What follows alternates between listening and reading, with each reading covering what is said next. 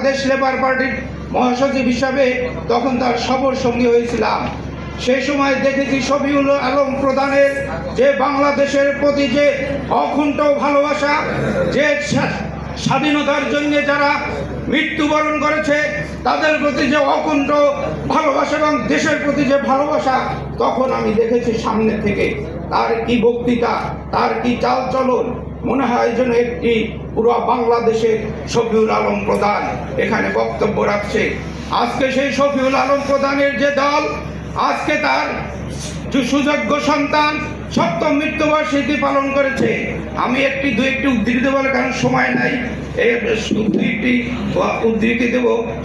শফিউল আলম প্রধান 1971 সালের 23শে মার্চ দিনাজপুর প্রথম স্বাধীনতার পতাকা উত্তোলন করেছিলেন।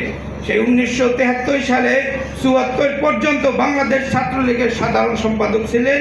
এটি হচ্ছে একটা কথা। কিন্তু সেই 1974 সালে যখন এই আওয়ামী লীগের সরকারের 64 জন দুর্নীতিবাজদের এই বাইতুল মোকাররমে যখন তাদের প্রকাশ করেছিল, সেই শফিউল আলম প্রধানের সাহস থেকে 64 জনের দুর্নীতি প্রচার করে, তখন সেই এই আওয়ামী লীগে তার অবস্থান ছিল।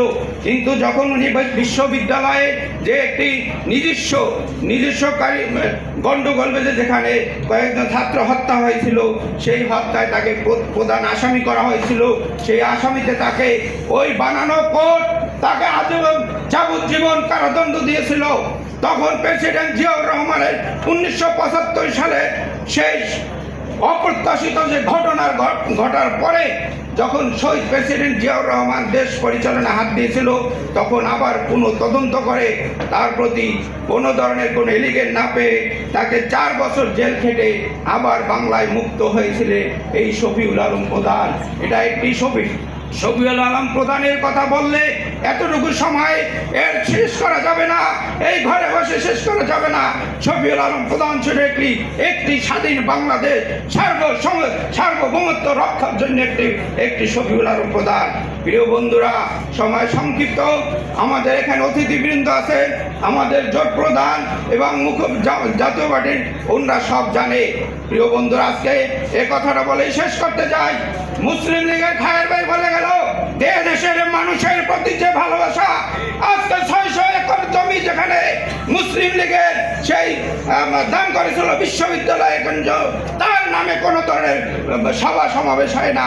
আজকে ভারতের সেই আগ্রহবাদ নিয়ে আগ্রাসন নিয়ে এখানে ভারতের যে জাতীয় সঙ্গীত বাজানো হয়, এটা কিসের আলামত? এই আলামত আমাদের দেশে প্রতিটি মানুষকে রুখে দাঁড়াতে হবে। এই পিন্ডির বিরুদ্ধে যারা যুদ্ধ করেছি, আমার বাপ-দাদারা যুদ্ধ করেছে পিন্ডির বিরুদ্ধে, স্বাধীনতা পেয়েছি, কিন্তু দিল্লির বিরুদ্ধে পাল্টাটা নয়, দিল্লির পক্ষপাতকে নেওয়ার জন্য নয়। আমরা একটা স্বাধীন দেশ। আজকে শেখ হাসিনা ক্ষমতায় আছে, অবৈধভাবে ক্ষমতায় আছে, কিন্তু সেই অবৈধ শেখ হাসিনা আজকে শুধু বাংলার বিরুদ্ধে নয়, বাংলার মানুষের বিরুদ্ধে নয়, স্বাধীনতার বিরুদ্ধে, স্বাধীনতার চেতনা বলে উনি আজকে ক্ষমতা আছে। আগামীতে যদি সমান প্রত্যেক মানুষের রাজপথে নেমে এই শেখ হাসিনাকে সরিয়ে একটি বাংলাদেশ শেখ হাসিনা মুক্ত করতে হবে।